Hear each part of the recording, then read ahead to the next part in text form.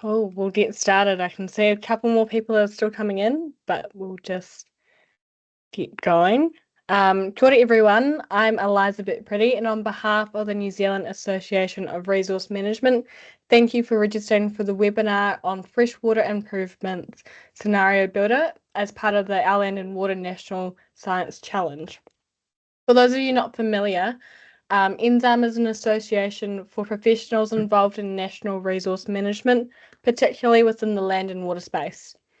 NZARM webinars are produced out of the NZARM Capability Builder project, a 3-year program where NZARM has partnered with the Ministry for the Environment and regional councils to help support the upskilling of individuals across the sector. We're lucky enough to have a team of people presenting today who will introduce themselves shortly. Before I hand over, if you could please put any questions into the Q&A function up the top, that would be appreciated, and we'll get to these at the end of the webinar. Thank you again for registering, and I will hand over to you, Olivier. Thank you, Eliza, and welcome everyone. Kia ora koutou. We're really excited to have such a big audience. I will share my screen just because we've got a few slides to present, and then we'll also give you a live demonstration of the scenario builder. So here we go. I hope everyone can see the slides. Those tools that we've developed under the National Science Challenge under the Our Land and Water National Science Challenge, which we've dubbed the Freshwater Improvement Scenario Builders. This is really new. We were basically putting them live on the website last night. So we're really excited to be able to present them because they're brand new, and we're hoping that it will be useful to many people. But first, before I get into the presentation itself, I just wanted to acknowledge the team. We had a small team for this project who worked under quite tight time frame and pressure. So I want to acknowledge Mike, who's sitting here, with our WebApp artist, and who will introduce himself a bit more when he shows you a live demo of the WebApp. And Ton, our magic modeler, and Laura, who has assembled all the technical documentation and the user guide. So I get into it as of now. So the context for these tools, it's really about the NPSFM implementation and assisting with those processes. The NPSFM requires us to set water quality targets and to set management actions to meet the water quality targets. And so implicitly and explicitly in the NPS, there's a requirement for us to quantify the link between water quality and management actions. And so we can turn that question two ways. We can look at what potential improvements might result from specific policies or set of management actions, or conversely, what actions or changes might be required to set specific water quality targets. But whichever way you turn that question, we must be able to quantify the link between water quality and management actions. Another explicit requirement actually under the NPS, and something we need to do collectively, is to enable and support local engagement and decision making, and hopefully make this as informed as possible. So the real problem statement, and this comes really from personal observations of being involved in NPSFM or pre-NPSFM processes for well over 15 years now, are that, to establish that critical link, quantify that link between water quality and management actions, models are absolutely essential to that process. We can't really do without. But, and that's again an observation, we've seen kind of limited access to catchment models or to supporting data, and sometimes some frustration about not being able to explore different options quickly. Or some modelers and scientists might have access to models, but that may not be the case for other parties that are involved in those conversations. And a net result of that is that the link between water quality and policies or actions is it's quite often not communicated well enough or understood well enough. And again, an observation out of that is we've ended up with some regional plans that have a clear disconnect between aspirational water quality targets and land use provisions in the same plan that are demonstrably not able to meet the aspirational water quality targets. So there's obviously things we could potentially improve there. And how do we improve access to our models? And how do we support and inform NPSFM engagement and decision making? So this is one piece of the puzzle we're hoping might help in that space. It's certainly not going to solve everything, but hopefully it will be of some use. So the scenario builders that we develop, they are there to try and quantify water quality improvements that come from user-defined scenarios. And the scenarios are made of a mix of mitigations and land use change. And this is really a tool. It's not a tool to tell anyone what to do. This is really a tool to explore options, to support the exploration of options and run what-if scenarios. The tool and the model work and is available for the catchment of each Lawa River monitoring site. So it's about 900 sites nationally, and that's really important to us. It is freely and openly available on our monitoringfreshwater.co.nz website. And we're also hoping to have a version of the web app live on the NZARM website at some stage. Just to thank, obviously, our Land and Water here who provided the funding for those tools. As I was saying, this was short and sharp. We started working on this in March. And we had 2 rounds of funding to develop first the nutrient component of the scenario builder, and we've just added the E. coli and the periphyton modules as of this week, really. Again, so now it's all deployed. The user guide is available, but the latest version will be available in a few hours. We're just struggling to upload it onto the website, but I promise you it's coming. I'll hand it over to Tom now to give you a bit of a rundown on how those tools were developed and what the underlying models and data are. So over to you, Tom. Kia ora, everyone. I'm Tom Snelder, obviously. I'm a land and water resources scientist with interests in water quality modelling, and I'm based in Christchurch and work for LWP Limited. I'm going to briefly describe the modelling that underlies the Scenario Builder app. Much more detail of this is provided in the guide document and references therein. Firstly, I'm going to describe Scenario Builder's representation of nutrients, that's nitrogen and phosphorus, and then I'm going to describe how it represents periphyton biomass and E. coli concentrations. I'll also describe the land use data that Scenario Builder uses and its default mitigation effectiveness values. So next slide, please, Olivier.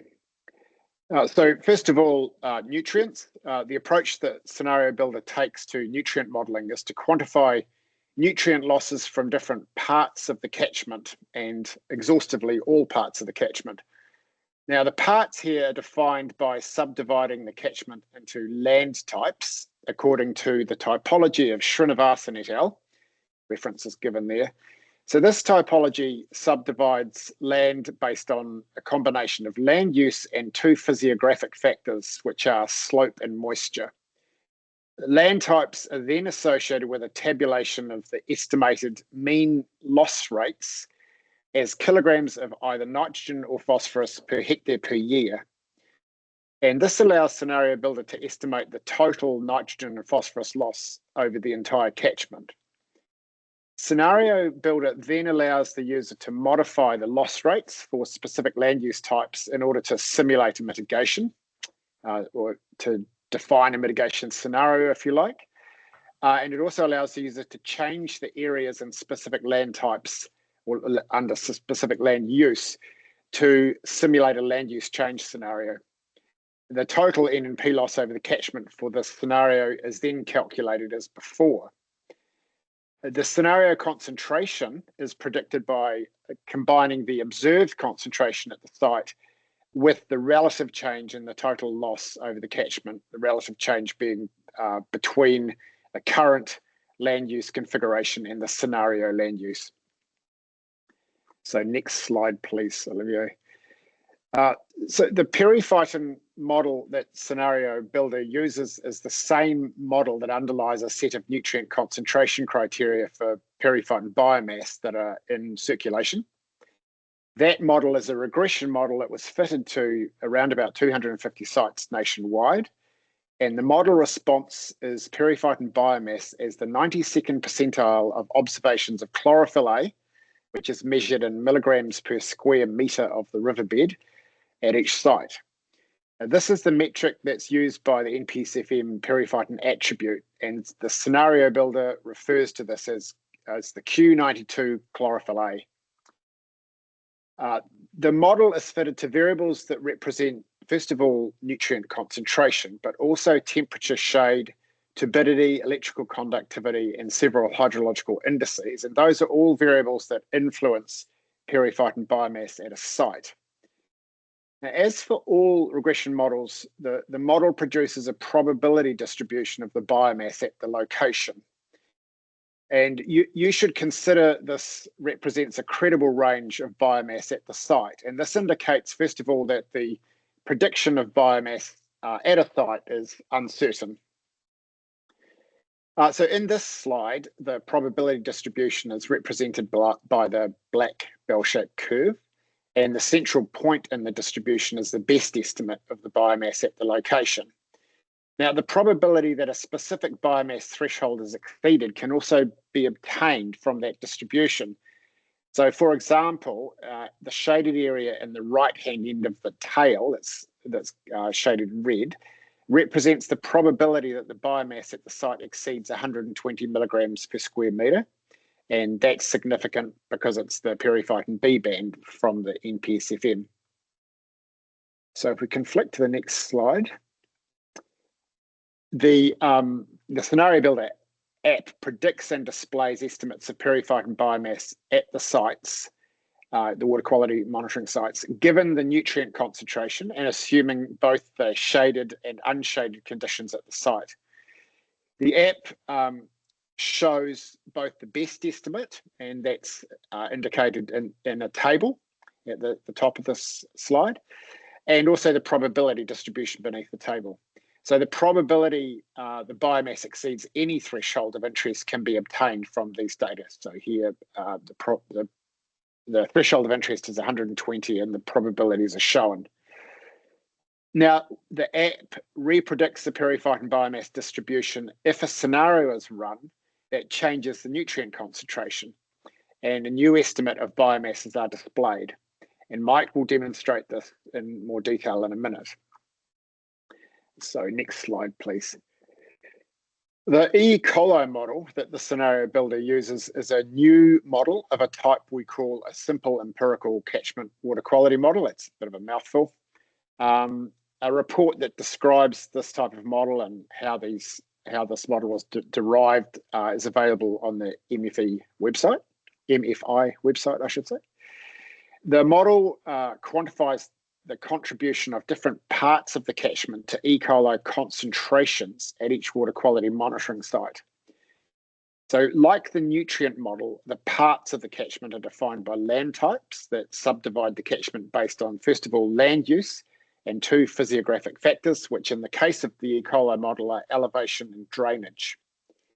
The contributions are represented by model parameters that are quantified for each of 17 land types. And mathematically, the model is analogous to the nutrient model.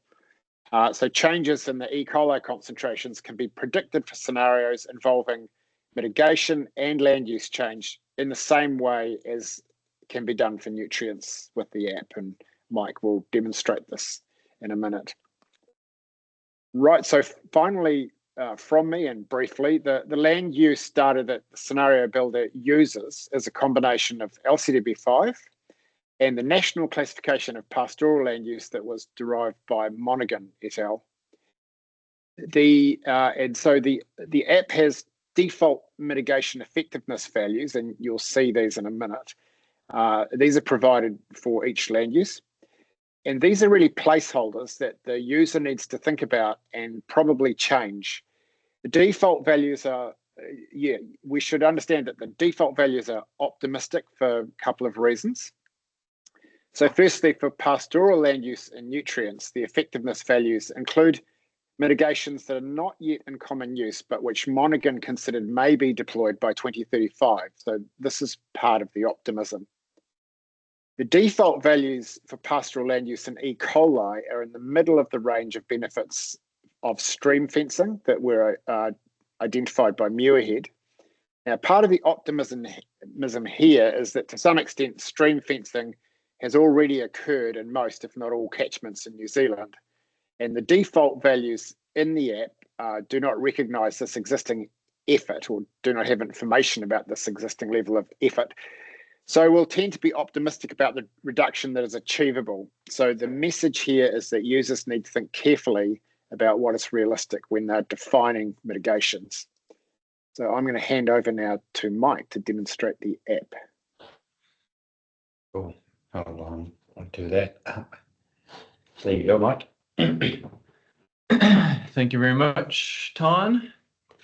And so this is our main page. If we actually are on the main page, this is from our previous project with the Our Land and Water funded project related to monitoring freshwater improvements.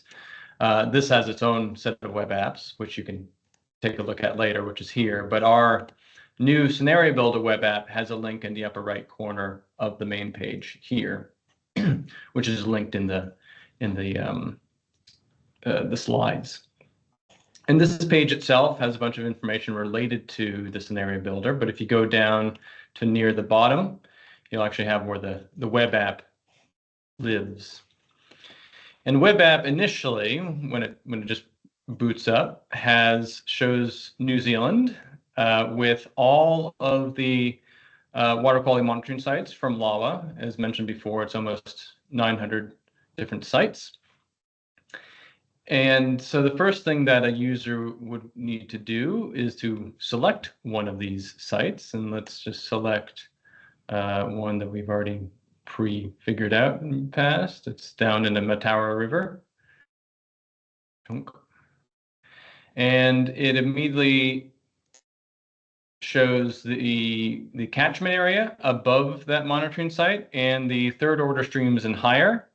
And since there's so many monitoring sites around here, it's a little hard for the eyes. We can actually go up here and turn off the monitoring sites. And there are other things that you can change as well, like the base maps and those kind of things. So once you've selected your monitoring site, you need to go and select a measured indicator. We have 4 options: DRP, E. coli, total nitrogen, total phosphorus. In this first example, we'll just show total nitrogen. So you select total nitrogen. And then, as you can see, there's been things that have just populated on the app. This includes a plot of most of the observations and the median concentration for that indicator, as well as an estimate of the reference concentration for that site. And these are also shown down here in the boxes here under reference and current. These are the median concentrations for that. And so this table also gets filled out. This table shows the land use with the land areas and low contributions of the current state, so the existing state of so the land percent areas, so the percent of the areas for each of the land uses, and the associated load contribution to the monitoring site associated with that land use.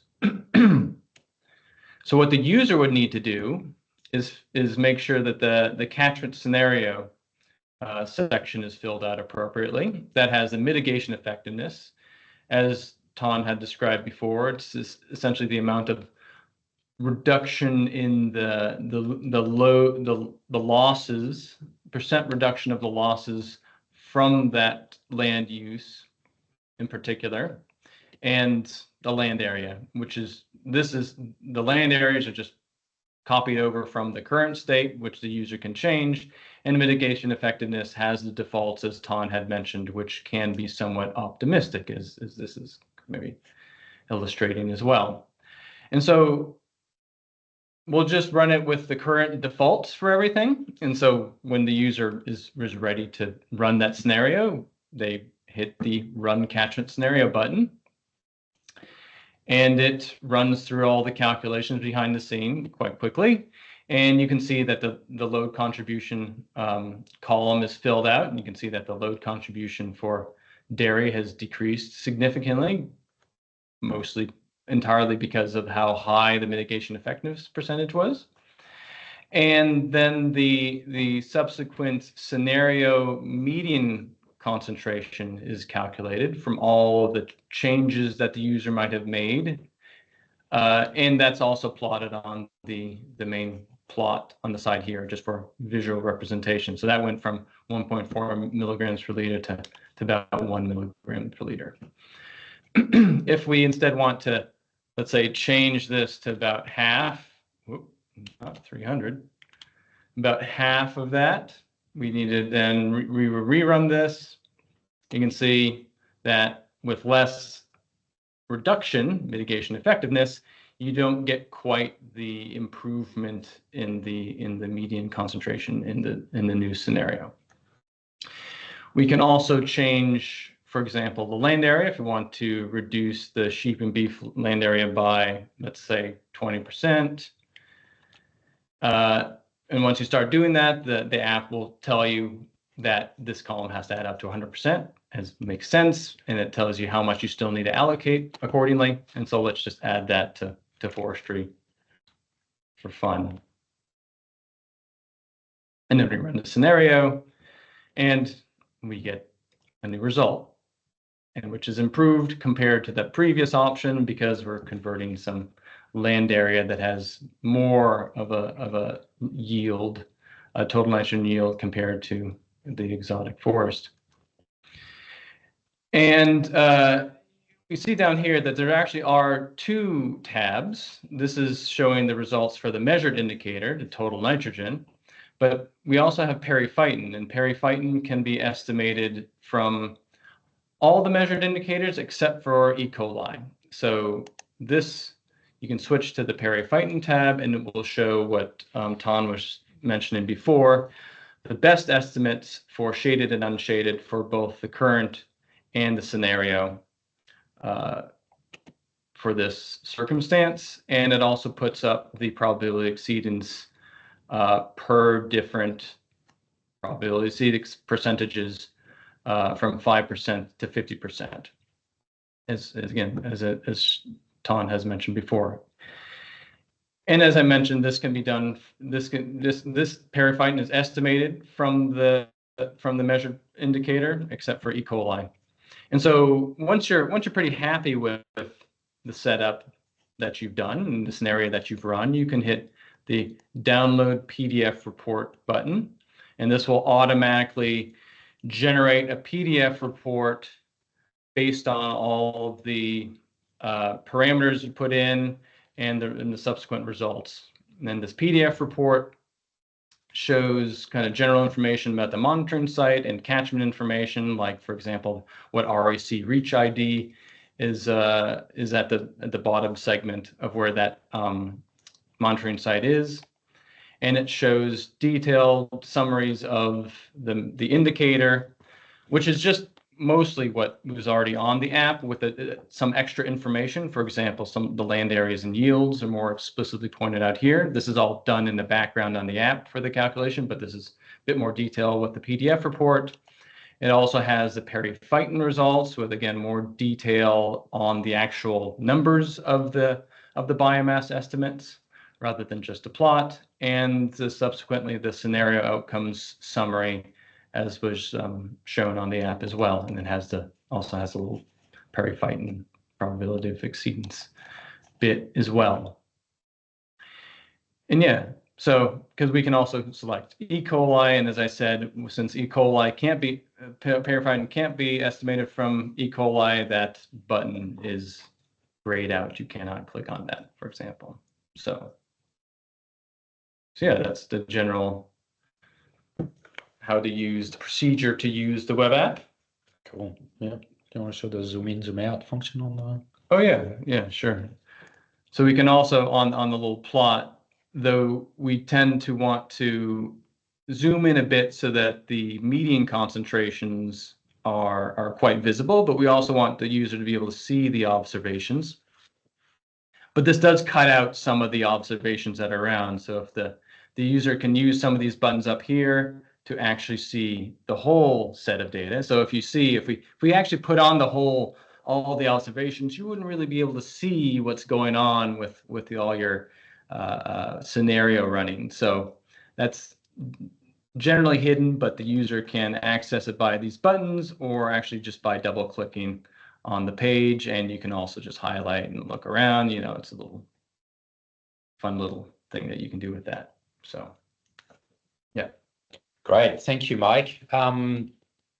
I'll come back online with a few more slides, and certainly during the question and answer session, if there are any questions that where we need to go back to the app to answer specific questions, I'm more than happy to do that.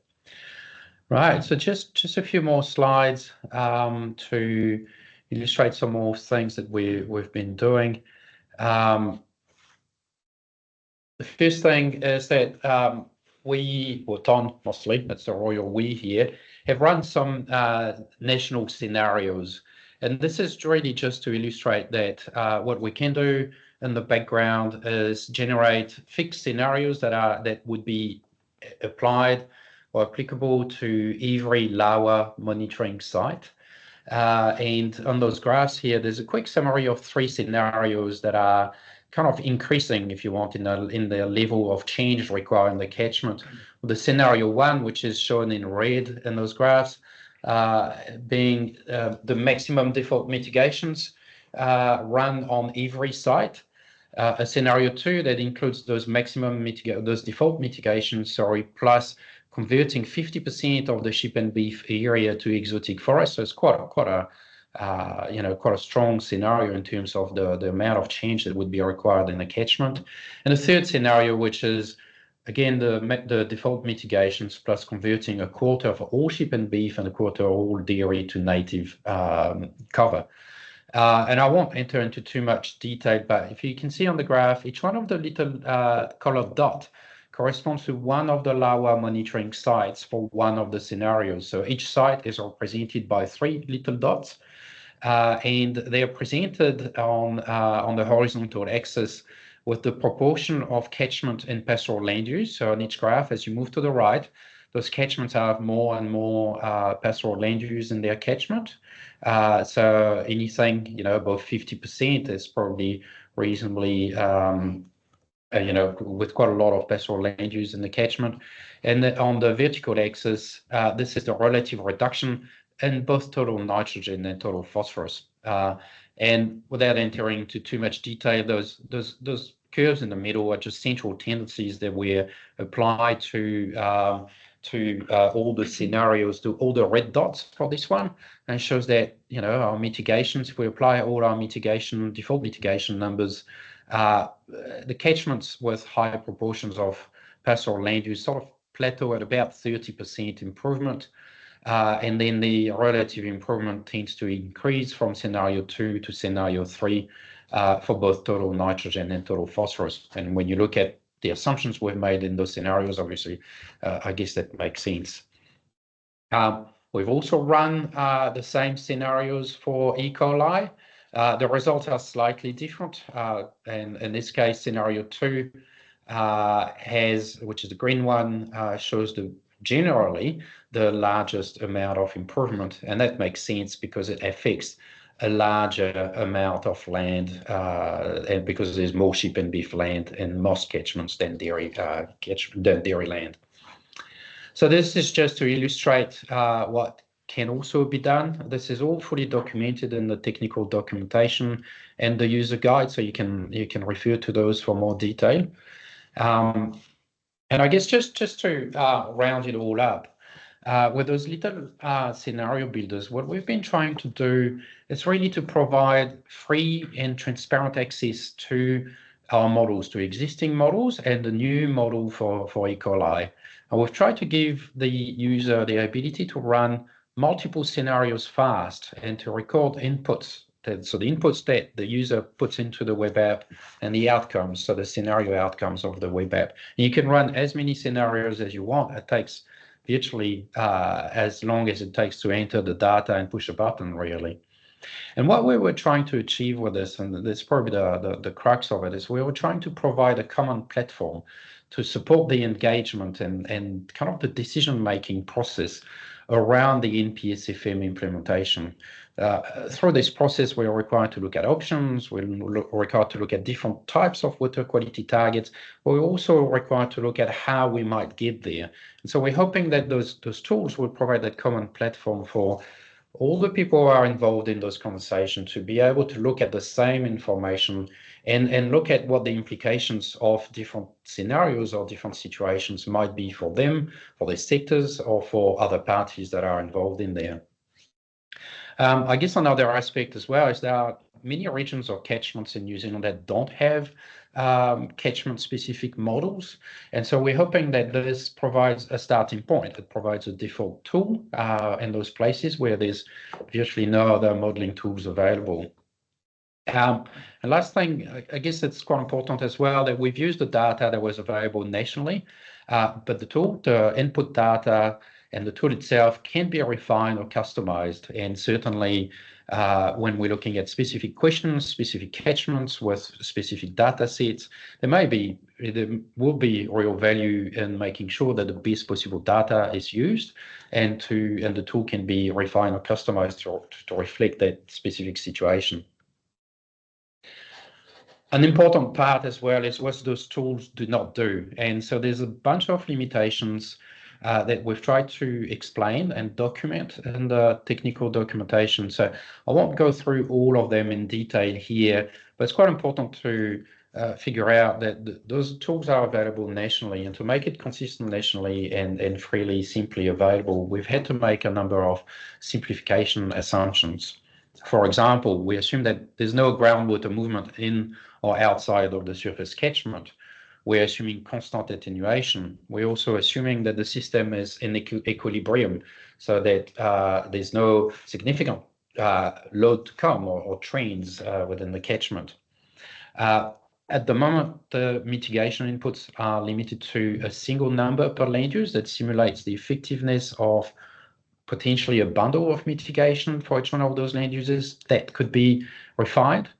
The mitigation and the land use change actually are not spatially explicit within the catchment. The app assumes it happens somewhere in the catchment, but you can't say it's going to happen in this sub-catchment or that one. At the moment, the app is limited to the Lawa monitoring site, so it's about 900 sites nationally. It gives us a good coverage, but obviously it doesn't cover every catchment. And last thing is we were limited by the data that's available nationally. And one thing that we didn't have is a good representation of especially the commercial vegetable production, some of the horticulture systems and market gardening. We did not have the spatial extent to those. So those are not explicitly represented in the web app. So if you were going to use the web app for a catchment or a scenario that has a lot of commercial vegetable production, for example, you probably need to be quite careful in using the web app and using the results in that specific context. And just to conclude, what's next? As I said, we're hoping to host those web apps on the NZARM website. So they will remain on the monitoring freshwater website that we just demonstrated, but we're hoping to have at least a long-term hosting option on the NZARM website. We are going to run a few more webinars to demonstrate those tools. We're hoping to develop a similar web app and modeling system for lake catchments. So at the moment, it only applies to river catchments. And we're also just initiating a couple of projects looking at regional customization, again, to make sure that when you look into with at a finer spatial scale, make sure that we've got all the best land use information, for example, that we can find that can be included into those regional models. And further out, those are just ideas to throw out there to just maybe trigger some interest. We think it would be really interesting to to include, for example, economic outcomes out of those scenario modelers. You run a scenario, you get a water quality and an economic outcome out of that scenario. And we could extend that to a triple, quadruple bottom line type assessment as well. We would love to be able to develop that the same web app for sediment. We're not quite there. It's not quite as straightforward. It would be interesting to put more input options for mitigation and land users. And I guess the last thought is as well, we could develop similar scenarios for water allocation, for example, where if you imagine the user entering something to do with minimum flows or core allocation amounts, and a web app would provide some indication of what it means from a security of supply for water users, for example, or for in-stream values and in-stream habitat, for example. So those are just examples, just so we've got more ideas, and we are hoping to put them in place. And I'll conclude here, and thank you for your attention, and I think we'll jump on to questions. Thank you, everyone. Awesome. Thank you very much. We have a couple of questions that have popped up. So the first one here is, will it be easy to update the tool to use the next version of LCDB? Sure. Yes. Why not? Yeah, absolutely. Yeah, as we mentioned, we can update a lot of the land uses relatively easily. It's just an already automated script set up. So yeah. Awesome. We've got another one. How can people know what the percentage effectiveness of a given mitigation is?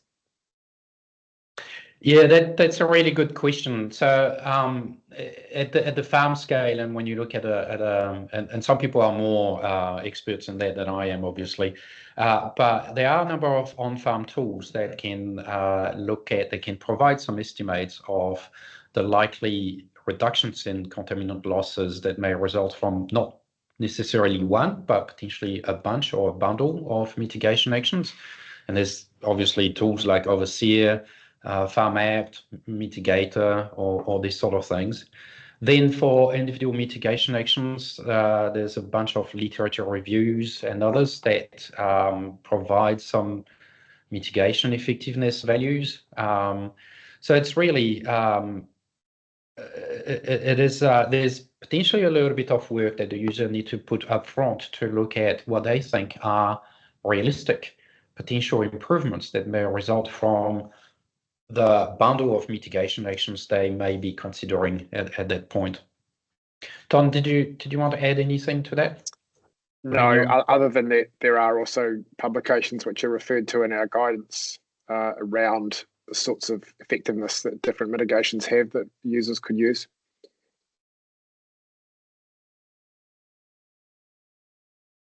Oh, so we've got a couple of clarification questions here from Chris. So he just would like to know that the models currently do not account for the time lags between the intervention and the water quality changes. Correct. Yep, correct. Another one here. Sorry, just to complement on that, it's essentially an underlying assumption that the system is in equilibrium with existing mitigations.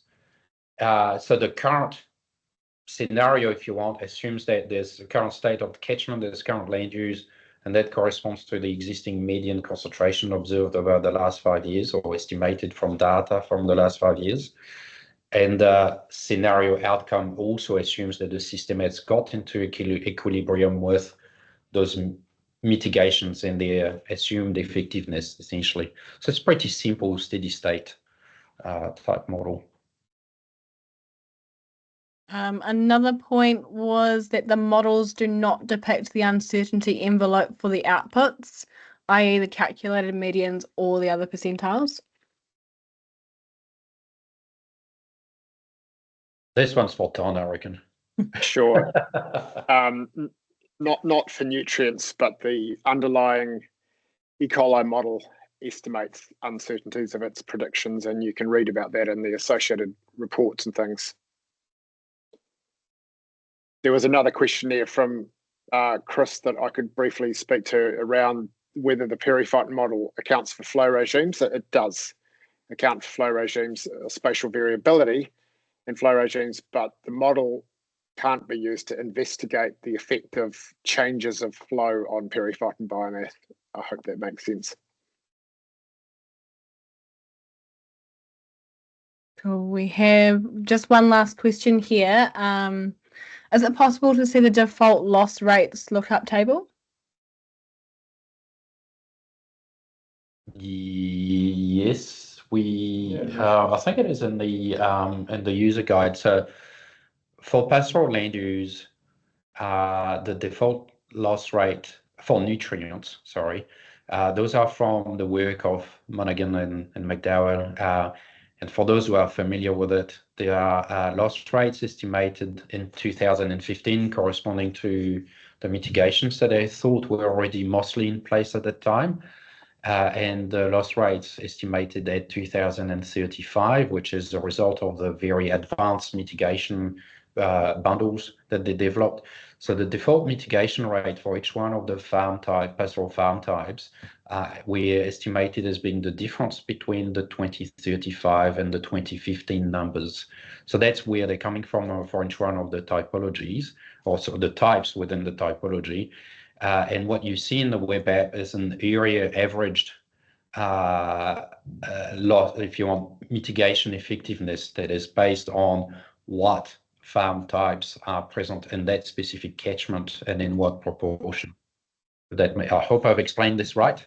But certainly the actual individual rates for each one, or assume reductions for each one of the land types, is documented in the user guide. And if there's not enough detail, just get in touch with us. We can provide you those. Cool. And that and so a link to this user guide will be available shortly, did you mention? So it's actually, there's a version on the website at the moment. So it's actually actually I might show it very briefly. It's actually visible on the website. So you can download the previous version here now, and as of this morning, we were trying to upload the new version. So it's coming within the next few hours. So when you're on the scenario builder page, there's a link here. See if everyone can see, where you can just click on this and download the user guide. So this is the one. So the user guide that's currently right now, and there is what relates to the nutrient web app. And so the additions relating to the E. coli and the periphyton are, as I said, are coming very shortly. We've had a couple more come in. Is it possible to test the impact of individual mitigations as opposed to just bundled mitigations? No, at this stage we can't. It's something that we'd love to be able to add. I mean, I guess if you want to make some assumptions about the likely effectiveness of a given, if it's known, of a given mitigation action in the context, you can just input that as a number into the web app. The other thing too that I would say is that number in the web app that looks at a % reduction in contaminant losses, you can also see that as a combination of mitigation effectiveness and uptake rate. So for example, if you've got a mitigation that you want to assume has a 50% effectiveness rate, so we'll reduce losses by 50%, but you also expect it to be only uptaken by about half of the farm systems in your catchment, you can simply input a 25% effectiveness number in there, which is a combination of nominal effectiveness and uptake. So this is very simple at the moment. The options for land use input and mitigation inputs are quite simple to give us that broad view. But there's certainly we're looking quite carefully as to how we could provide more options for those inputs. We have another question, which is, would you direct a user to a model like SWOT or CLUES instead of these ones? This is from Chris, who's just been reading the PCE report about freshwater modelling. which we were attending yesterday. Probably, Ton, you probably want to comment on that. Yep, I can. That's a tricky question from Chris. So first of all, there are limitations. These models that we're using are very simple. They don't include things like point sources. So you would need to move to a more sophisticated model if you wanted to know about point sources. They also don't explicitly represent the spatial configuration of either land use or mitigations. And in some circumstances, that would be of interest to answer certain sorts of questions. And so you would need to move to a more sophisticated model if you had those sorts of questions and you felt you had the data and underlying knowledge of the processes sufficient to answer those questions. So I think it's really a question of what are the questions that you want to obtain from the model, and that should direct you to the level of sophistication of the model that you need to use in broad terms. Cool, thank you. We'll have one last question, then we will wrap up. But would it be possible to add impacts of land use change on water balance, i.e. the large-scale impact of afforestation reducing water availability? That's a good question. It's not something we have done, obviously, or considered now, but it's just more an impact on the hydrology. So currently, this doesn't do it, but if there was significant interest in that question for you'd have to have a different model underlying the web app, but you could use a similar sort of interface system to do that. But certainly not anything we've looked at the moment. But Mike is a hydrologist by trade, so I'm sure he'd love to help that. Yeah, you just have to couple our existing water quality model with the hydrological model of some sort. Yeah. Probably not trivial, but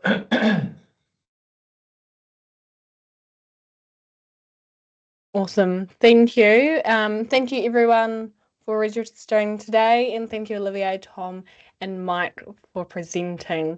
This webinar was recorded, so this will be on the NZARM website by the end of the week, and I hope everyone has a good long weekend. Thank you. Thank you, Eliza. Thank you, NZARM, for hosting us. Awesome. Thanks, everyone. Thanks. Thank you. Bye.